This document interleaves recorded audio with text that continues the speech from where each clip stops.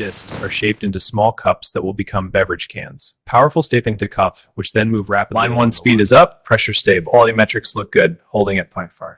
Initiating a log check.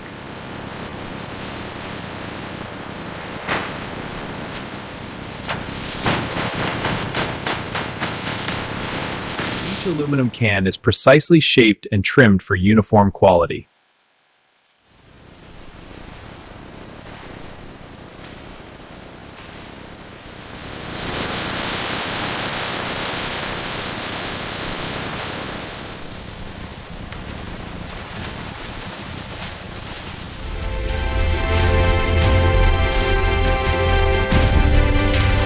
Every can is carefully inspected to ensure perfect quality before distribution.